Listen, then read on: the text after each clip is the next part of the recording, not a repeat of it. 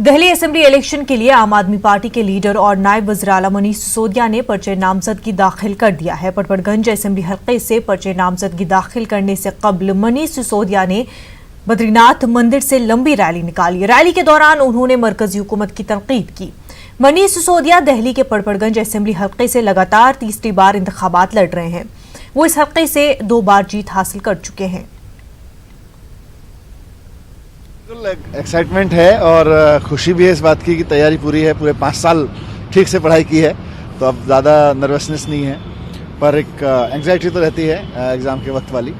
और मुझे खुशी है कि पटपड़गंज से मुझे तीसरी बार आम आदमी पार्टी का उम्मीदवार बनने का मौका मिल रहा है। इस बार सारे सब्जेक्ट्स में और अच्छे नंबर मिलेंगे, पिछले बार से ज़्यादा अच्छे नंबर मिलेंगे। और हालांकि हम जानते हैं कि जनता मन बना चुकी है, जनता के मन में बहुत प्यार है अरविंद केजरीवाल जी के लिए, फिर भी हम आखिरी दम तक कोई कसर नहीं छोड़ेंगे चुनाव लड़ने में, पूरी तैयारी के साथ में, और 67 से ज्यादा सीटें जीत के लाएंगे।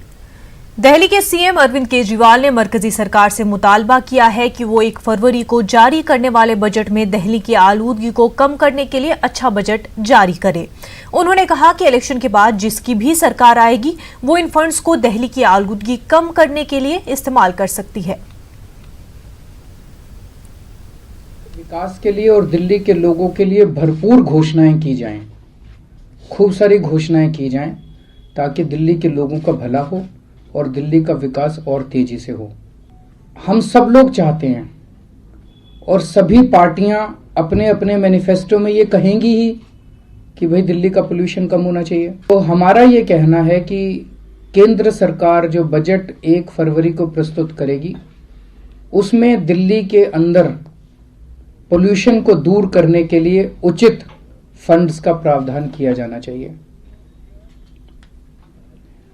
पंजाब और हरियाणा में जो पराली जलाई जाती है, उस पराली से निजात दिलाने के लिए पंजाब और हरियाणा सरकार को जो भी फंड देने की जरूरत है, केंद्र सरकार उसका प्रावधान करे। ये 3 बड़ी पार्टियां मैदान में हैं, कांग्रेस, बीजेपी और आप। हमारी नुमाइंदा रचना ने आज इन तीनों पार्टियों के दफ्तरों का दौरा किया और इनकी तैयारियों का जायजा भी लिया।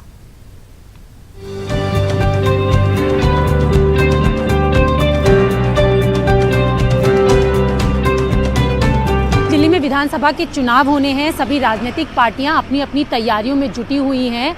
दिल्ली की सत्ता में काबिज अरविंद केजरीवाल सरकार ने तो अपने उम्मीदवारों की लिस्ट जारी कर दी है और ये माना जा रहा है कि कांग्रेस भी आज अपनी लिस्ट जारी कर देगी। चुनावी तैयारियों का जायजा लेने के लिए हम पहुंचे हैं कांग्रेस के प्रदेश ऑफिस में, जो कि आईटीओ पर स्थित है। आप देखेंगे पीछे प्रदेश ऑफिस दिखाई दे रहा है।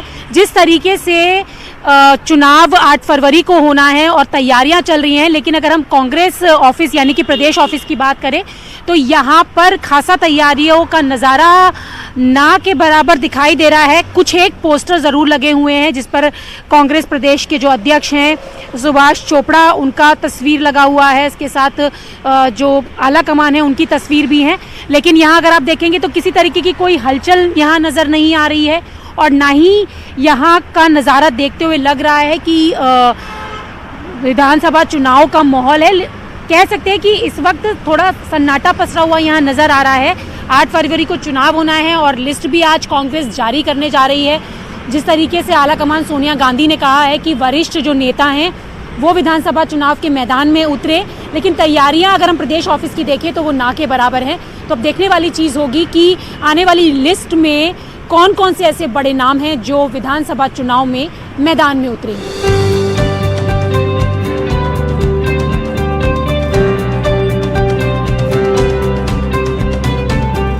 तो हमने नज़ारा दिखाया आपको कांग्रेस ऑफिस का और अब हम पहुंचे हैं बीजेपी ऑफिस में, जहां पर 8 फरवरी को होने वाले चुनाव की तैयारियों का जायजा लेने के लिए अगर आप देखेंगे तो यहाँ पर तैयारियां पुरजोर पर दिखाई दे रही हैं। तमाम तरीके के पोस्टर्स लगे हुए हैं। सामने प्रधानमंत्री नरेंद्र मोदी का पोस्टर लगा हुआ है जिस पर लिखा है देश का गौरव होगा तो किसी को भी देश पर आंख उठाने की हिम्मत नहीं होगी। और इसके साथ सबसे बड़ी चीज़ ये है कि मोदी सरकार ने जो 370 को खत्म किया है उसका भी यहाँ पर एक पोस्टर लगाया गया है। धारा 370 खत्म जो कहा वो किया, यानी कि जो केंद्र सरकार ने काम किए हैं उन्हें भुनाने की कोशिश विधानसभा के चुनाव में की जाएगी तमाम तरीके की तैयारियां हैं, क्योंकि पिछले 21 साल से बीजेपी दिल्ली की सत्ता से बाहर है और इस बार बीजेपी पुरजोर कोशिश में है कि दिल्ली में अपनी सरकार बनाए, क्योंकि बीजेपी का मानना है कि दिल्ली का विकास तभी संभव होगा जब केंद्र में और दिल्ली में दोनों में बीजेपी की सरकार होगी। हालांकि इस वक्त दिल्ली में अरविंद केजरीवाल सरकार है और अरविंद केजरीवाल का दावा है कि वो फिर अपनी सरकार बनाएंगे, लेकिन बीजेपी भी दावा कर रही है कि इस बार दिल्ली में 21 साल का बनवास जो है बीजेपी का वो खत्म होगा। तैयारियों की बात हमने की तो तैयारी में अगर आप देखेंगे तो यहाँ पर मैंने आपको पोस्टर्स दिखाए, इसके साथ जो मीडिया ऑफिसेज बनाए गए हैं, कॉन्फ्रेंस ऑफिसेज बनाए गए हैं, क्योंकि डेली यहाँ पर कॉन्फ्रेंस हो रही है, मंत्री आ रहे हैं, सांसद आ रहे हैं। तो आप ये देखेंगे तो सामने ऑफिस बना हुआ है। इसके साथ आपको मैंने बताया कि जो जो काम केंद्र सरकार ने किए हैं उनको यहाँ पर बुलाने की कोशिश की जाएगी, चाहे वो धारा 370 की बात हो, सीए की बात हो, ट्रिपल तलाक हो, तमाम जो बड़े मुद्दे बीजेपी लेकर आई सामने, जिनको विधानसभा चुनाव में पूरी तरीके से कैश करने की कोशिश में बीजेपी है। और इसके साथ ही वॉलंटियर्स मिस कॉल एक कैंपेन भी शुरू किया था बीजेपी ने। पीछे अगर आप देखेंगे तो आपको एक पोस्टर नजर आएगा, मिस कॉल का नंबर लगा हुआ है। हालांकि कुर्सी उसके सामने लगी हुई है तो दिखाई नहीं दे रहा है वो नंबर, लेकिन यहाँ पर बीजेपी की जो तैयारियां हैं वो दिखाई दे रही हैं। और अब कुछ ही देर बाद अगर बीजेपी ऑफिस का नज़ारा देखेंगे तो तमाम जो लोग हैं वो यहाँ आने शुरू हो जाएंगे, क्योंकि अभी तक बीजेपी ने अपने उम्मीदवारों की जो लिस्ट है वो जारी नहीं की है। माना जा रहा है कि आज बैठक होगी और उसके बाद जल्द ही बीजेपी अपने उम्मीदवारों की लिस्ट जारी करेगी।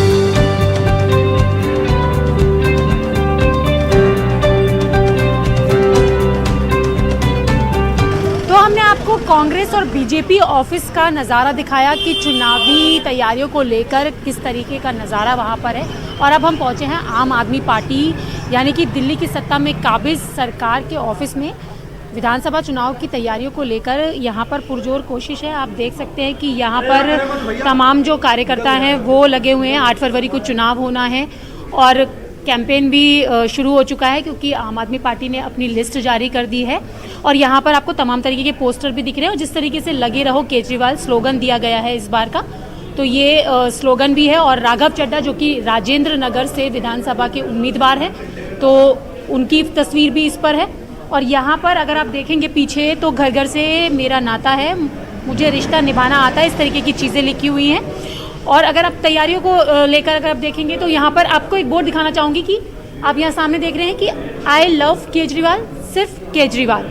इधर भी अगर आप देखेंगे तो सामने भी एक बोर्ड लगा हुआ है, दिल्ली में तो केजरीवाल। यहाँ देखेंगे तो यहाँ पर पोस्टर लगे हुए हैं। तो तैयारियाँ पूरी ज़ोरों पर हैं, क्योंकि 8 फरवरी को चुनाव होना है। प्रचार शुरू हो चुका है, आम आदमी पार्टी की लिस्ट आ चुकी है। यहाँ भी आप देखेंगे तो कार्यकर्ता भी यहाँ पर तैयारियों में लगे हुए हैं, क्योंकि 8 फरवरी की तारीख है।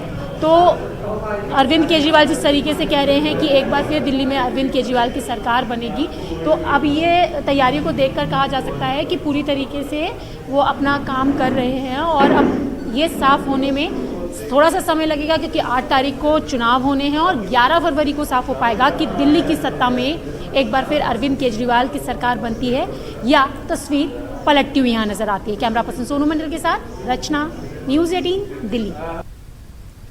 दिल्ली के राजेंद्र नगर से आपने राघु चड्ढा को उम्मीदवार बनाया है। राघु चड्ढा का दावा है कि इस बार भी केजरीवाल की ही सरकार बनेगी। न्यूज़ 18 से बात करते हुए राघु ने कहा कि आपका मुकाबला बीजेपी से है, कांग्रेस मैदान में भी नहीं है। 8 फरवरी को विधानसभा का चुनाव होना है। आम आदमी पार्टी ने अपनी लिस्ट जारी कर दी है और आज हम बात करेंगे राजेंद्र नगर से आप उम्मीदवार राघव चड्ढा से। सबसे पहले मैं आपको दिखाना चाहूंगी कि यहाँ पर अगर आप देखेंगे तो लगे रहे केजरीवाल, और पीछे अगर आप देखेंगे तो घर घर से मेरा नाता है, मुझे रिश्ता निभाना आता है। इस स्लोगन के पीछे की कहानी क्या है, ये खुद हम राघव से बात करेंगे। राघव, जिस तरीके से ये एक स्लोगन इस पे लिखा गया है, मैं जानना चाहूंगी इसके पीछे की कहानी क्या है। इसके पीछे की कहानी बड़ी सिंपल सी है। वो ये है कि ये विधानसभा मेरा जन्म क्षेत्र है। मेरा परिवार यहाँ पे लगभग 70 सालों से रहता है। हम यहीं के हैं, यहीं पले बड़े। मेरा दाद का यहाँ पे है, मेरा नान का यानी कि पिताजी के परिवार का घर ननिहाल सब यहीं पे है। तो मेरा अपना इलाका है, मेरा अपना क्षेत्र है और इन्हीं गलियों में खेल कूद कर मैं बड़ा हुआ हूँ। हर परिवार को, हर घर को व्यक्तिगत तौर पे जानता हूँ, जिनको नहीं जानता उनको जान रहा हूँ। और एक अरविंद जी ने बहुत बड़ा मौका मुझे दिया है मेरी जन्मभूमि को मेरी कर्म भूमि बनाने का। जिस मौके से मैं अपने आप को बहुत सौभाग्यशाली महसूस कर रहा हूँ और उम्मीद है कि इस बार 2015 में जिस मार्जिन से हमने राजेंद्र नगर विधानसभा की सीट जीती थी उससे दुगने मार्जिन से इस बार जीतेंगे। अच्छा राघव, आपने कहा कि बचपन यहाँ बीता, पढ़े लिखे यहाँ पर, तो अब चूंकि चुनाव लड़ने जा रहे हैं, उम्मीदवार यहाँ से हैं, तो यहाँ के क्षेत्र के लोगों के लिए क्या कुछ सोचा है कि चुनाव जीतने के बाद क्या करना है, क्या स्ट्रैटेजी रहेगी, किस चीज़ों को लेकर आप आगे चल रहे हैं प्रचार में? देखिए, प्रचार और कैंपेन का जहाँ तक सवाल है वो तो सिर्फ एक ही चीज़ पर है, और ये मैं नहीं कह रहा हूँ, ये जनता कह रही है कि अच्छे बीते 5 साल लगे रहो केजरीवाल। जनता कह रही है कि पिछले 5 साल में चाहे बिजली हो, पानी हो, शिक्षा हो, स्वास्थ्य हो, मोहल्ला क्लिनिक हो, सीसीटीवी कैमरा हो, हर क्षेत्र के अंदर ताबड़तोड़ काम, क्रांतिकारी काम करके अरविंद केजरीवाल जी ने दिखाया है। तो एक बार फिर अरविंद केजरीवाल जी को मुख्यमंत्री बनाना। सेटिस्फेक्शन की बात आपने की कि सेटिस्फेक्शन मिल रहा है, चैलेंजेस किस तरीके के देख रहे हैं? देखिए, चैलेंजेस अन्य अन्य प्रकार के होते हैं। सबसे पहले तो आम आदमी पार्टी एक गरीब पार्टी है, हमारे पास संसाधन नहीं होते हैं, सबसे बड़ा चैलेंज तो यही है। सरकार अमीर है लेकिन पार्टी गरीब है, ये हमारी ईमानदारी का भी एक दृश्य है कि हम 5 साल सरकार चलाने के बाद भी आज चुनाव लड़ने के लिए हमारे पास इतना संसाधन नहीं है जितना बीजेपी के पास है। बीजेपी के पास तो करोड़ों अरबों रुपए हैं। अच्छा राघव, आपने बात की यहाँ पर बीजेपी की, तो यहाँ पर एक सवाल और पूछना चाहूंगी कि आपने तमाम इतने सारे काम जो अरविंद केजरीवाल सरकार ने पिछले 5 साल में किए, स्लोगन भी रहा कि लगे रहो केजरीवाल, लेकिन जो बीजेपी है वो आपकी सरकार के जो काम हैं उनसे कहीं ना कहीं सेटिस्फाई नहीं है, लगातार सवाल पूछ रही है, तो उन सवालों के जवाब में आप क्या कहना चाहेंगे? बीजेपी नकारात्मक राजनीति कर रही है। वो रोज सुबह उठ के उनके बड़े बड़े नेता केवल अरविंद केजरीवाल जी को और उनके परिवार को भला बुरा कहते हैं, हम सबको खूब पानी पी के गालियां देते हैं। वो उनकी राजनीति हो सकती है, वो करते रहे, मैं उस पर कुछ खास विशेष टिप्पणी नहीं करना चाहूँगा। मुझे लगता है हमारे पास 3 ऐसी चीज़ें हैं जो बीजेपी के पास नहीं हैं, इसीलिए बीजेपी घबराई हुई है। जब बीजेपी के पास चेहरा नहीं है तो आने वाले 8 फरवरी को जो चुनाव होने वाले हैं, किस तरीके का मुकाबला देख रहे हैं और फाइट किससे है यहाँ पर? मुझे नहीं लगता कोई फाइट है, हम बड़ी आसानी से जीतने जा रहे हैं, लेकिन जीत रहे हैं इसका ये मतलब नहीं कि हमारे सारे साथी कार्यकर्ता सब आराम के मोड में आ जाएं। मेहनत करनी है, मेहनत करनी चाहिए भी। कांग्रेस की जहाँ तक बात है, कांग्रेस दिल्ली में अप्रासंगिक हो चुकी है। कांग्रेस को वोट देना मतलब अपना वोट बर्बाद करने जैसा है। कांग्रेस की 0 सीटें आई थी पिछले चुनाव में, लोकसभा चुनाव में, और इस चुनाव में भी 0 सीटें आने जा रही हैं। तो कांग्रेस तो है ही नहीं कहीं दौड़ में। मुकाबला सीधा बीजेपी से है। बीजेपी भी बहुत कमजोर है। राघव ने कहा कि हम दुगने वोटों से इस बार जीतेंगे और एक बार दिल्ली में फिर अरविंद केजरीवाल अपनी सरकार बनाएंगे। बस इंतजार है 11 फरवरी का, जिस दिन नतीजे आएंगे। कैमरा पर्सन सोनू मंडल के साथ रचना, news 18 Delhi. Madhurendra sir, president Trump के भारत दौरे को लेकर तमाम तरह की खबरें चल रही हैं। खास तौर पे कल की भी खबर आई कि वो आगरा जा सकते हैं ताजमहल देखने, उसके लिए सिक्योरिटी कंसर्न्स की तमाम चीज़ें वहाँ पर हो रही हैं। क्या कुछ क्लैरिटी है भारत की तरफ से कि ये यात्रा कब होगी और उसको लेकर क्या तैयारियाँ चल रही हैं? मधुरेंद्र, देखिए, अभी से और इस पर नहीं, आज से नहीं, ये इस विजिट के ऊपर काफ़ी महीनों से अटकलें चल रही हैं। अभी आ रहे हैं, बाद में आएंगे। आपको पता है कि जो हाई लेवल और top level, summit level exchanges हैं दोनों देशों के बीच में, वो जो हमारी स्ट्रेटेजिक पार्टनरशिप है उसका एक अहम हिस्सा है। और उसी के संदर्भ में जब प्रधानमंत्री प्रेसिडेंट ट्रंप से मिले थे तो उन्होंने प्रेसिडेंट ट्रंप को भारत आने का न्योता दिया था। और इसके अलावा जब भी ऑफिशियल लेवल टॉक्स या बाकी चीज़ें होती हैं, ये high level exchanges, top level exchanges, एक होता है मुद्दा जिसको डिस्कस किया जाता है कि ये कब हो सकता है। मैं इतना बता सकता हूँ कि दोनों देश जो डिप्लोमेटिक चैनल्स के थ्रू लगातार इस पर संपर्क बनाए हुए हैं। कौन सा दिन होगा, कहाँ जाएंगे, कौन सा महीना होगा, मुझे लगता है कि उसमें अभी वक्त है। आपको पता है कि ऐसा किसी हाई लेवल जो विजिट होती है उसका अनाउंसमेंट एक हमारा प्रॉपर प्रोसीजर होता है, और उसके तहत जैसे ही भी हमें जानकारी होगी, पक्की जानकारी होगी, हम आपके समक्ष जरूर इसको साझा करेंगे।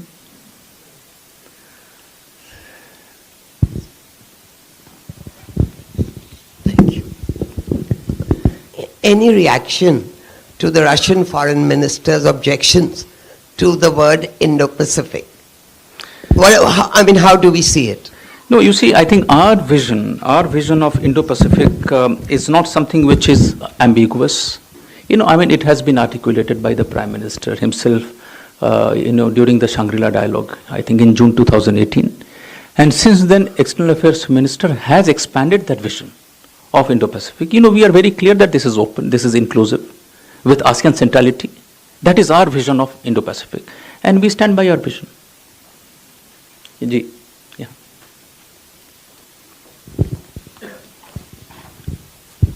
सर, रायसीना डायलॉग में हम सब ने आज चीफ ऑफ डिफेंस स्टाफ का स्टेटमेंट भी सुना था कि जब वो कह रहे थे कि पाकिस्तान के खिलाफ FATF के तहत अगर ब्लैक लिस्टिंग की कार्रवाई सफल नहीं हुई या वो प्रभावशाली नहीं रहा तो हम उसके आगे सख्त कार्रवाई करेंगे। उसमें वो ये भी कहते हैं कि अमेरिका की तरह से प्रहार करना चाहिए। अगर आप इसको थोड़ा क्लैरिफाई करेंगे। मैं कैसे क्लैरिफाई करूं? उनका स्टेटमेंट है, मेरे से क्लैरिफाई करने के लिए बोल रहे हैं। मैं आपको अपना पर्सपेक्टिव दे सकता हूं कि FATF पे हमारा क्या है, और ये जो है वो सारे मेंबर्स हैं उसमें। FATF द्वारा जो सेक्रेटेरिएट है उस पाकिस्तान से कहा जाता है कि इतने एक्शन पॉइंट्स हैं, आप उसका जवाब दो। ये FATF के ऊपर है, उनके मेंबर्स के ऊपर, कि जो जवाब पाकिस्तान से मिलता है उनको बारीकी से समझें, उसकी तहकीकात करें, देखें कि पाकिस्तान इन एक्शन पॉइंट्स में कितने पर खरा उतरा है, और उसके बाद जो डिसीजन लेना होता है वो FATF लेगा। मैं उसमें उनके प्रोसेस के ऊपर या उनके डिसीजन के ऊपर मैं टिप्पणी नहीं करना चाहूँगा। Shridhar. Sir, is India, there are reports that there will be an SCO heads of government meeting in India in October. So will India be extending an invitation to Pakistan Prime Minister Imran Khan to visit at that time? And also another quick follow-on to an earlier question raised by others. Have we filed a formal protest with the UN में China की जानिब से कश्मीर का मुद्दा उठाया गया, जिसको लेकर के वजारत खारजा दिल्ली में प्रेस कॉन्फ्रेंस कर रही है। आगे बढ़ते हैं। दिल्ली के मटिया महल असेंबली सीट का न्यूज़ 18 उर्दू ने जायजा लिया। यहाँ के लोगों से इलेक्शन के मूड को जानने की कोशिश की गई। मटिया महल असेंबली सीट से आपने आसिफ अहमद खान की जगह शोएब इकबाल को मैदान में उतारा है। चुनाव की शुरुआत हो चुकी है और आप जानते हैं कि किस तरह से जमीन पर यहाँ पर तीन बड़ी पार्टियां बीजेपी, आम आदमी पार्टी और कांग्रेस चुनाव लड़ रही हैं। तो सबसे बड़ी बात यह होगी आखिर मटिया महल विधानसभा सीट में यहाँ के मुद्दे क्या हैं, यहाँ के वोटर क्या चाहते हैं, यहाँ पर कितना काम हुआ, और उससे भी बड़ी बात जिस तरह से शोएब इकबाल कांग्रेस छोड़कर आम आदमी पार्टी में शामिल हुए हैं, ये दांव कितना सही बैठेगा। तो तमाम मुद्दे होंगे और जनता की राय होगी, और हम ये जानने की कोशिश करेंगे कि आखिर जनता का मूड क्या है, यहाँ के चुनाव में आखिर क्या कुछ चल रहा है। आप मेरे साथ मौजूद हैं, क्या मूड है जनता का? यहाँ तो सर ये चाइना में हमारे को बहुत उम्मीद है अरविंद केजरीवाल जी से, आपकी सरकार से, क्योंकि जो काम आपकी सरकार ने करे हैं, आम आदमी ने जो पार्टी के आम पब्लिक के लिए जो सुविधाएं दी हैं, क्या किया है, ऐसा क्या किया है? अरविंद केजरीवाल ने बहुत काम करे हैं। क्या नाम है, अर्बन हॉस्पिटल जाके देखो आप, सरकारी ऑफिस हैं, सरकारी अस्पताल, सरकारी स्कूल, दवाइयाँ फ्री मिल रही हैं महिलाओं को बसों में। आपके लिए क्या किया, आपको खुद क्या फायदा मिला? हमारे को भी बहुत फायदा मिला है, हमारे भी बहुत चलान वगैरह ऑटो के जो बातें कटते थे उसमें भी बहुत सुविधा मिली है, सब्सिडी वगैरह उसकी भी माफी की गई है। पुरानी दिल्ली है, जामा मस्जिद का इलाका है, यहाँ पर अलग अलग जगह से लोग आते हैं, आप यहीं से हैं। जनता का मूड क्या है? केजरीवाल। क्यों? केजरीवाल ने अच्छे काम कर रखे हैं, यहाँ पे लाइट्स है, पानी है, ये ई रिक्शा भी बंद हो गया था, केजरीवाल ने ही चालू कराया। और बहुत सारी चीजें हैं, केजरीवाल ने अच्छा काम कर रखा है। पहली चॉइस केजरीवाल ही है यहाँ पे। यहाँ पर एक बड़ा मुद्दा ये हुआ कि शोएब इकबाल ने कांग्रेस छोड़ के आम आदमी पार्टी ज्वाइन कर ली, कितना फर्क पड़ेगा? वो उनका मैटर, उनको पता चलेगा क्या इसके बारे में। चुनाव करा तो गलत वैसे उन्होंने, कांग्रेस में थे तो ज्यादा उनके लिए ठीक था। चुनाव, एक पहली बात तो यहाँ कोई विकास नहीं हुआ। आप देख सकते हैं सड़कें 15-20 साल से गड्ढे पड़े हुए, सड़कें टूटी फूटी हैं। यहाँ गरीब लोग लेते हैं, अनपढ़ लोग ज़्यादा हैं, मेहनत मजदूरी करने वाले हैं यहाँ पर हैं, लेकिन यहाँ लोग टैक्स देते हैं गवर्नमेंट को बराबर, हर साल टैक्स जाता है, लेकिन यहाँ की तामीरी काम बिल्कुल नहीं हो रही है। सड़कों पे गड्ढे हैं, बीमार बूढ़े बच्चे सब गिरते हैं यहाँ पे। अगर बीमार जाते हैं तो रिक्शा से उछलते गिरते हैं, और भी चोटें लग जाती हैं, अपाज हो जाते हैं, इलाज कराते कराते परेशान हो जाते हैं।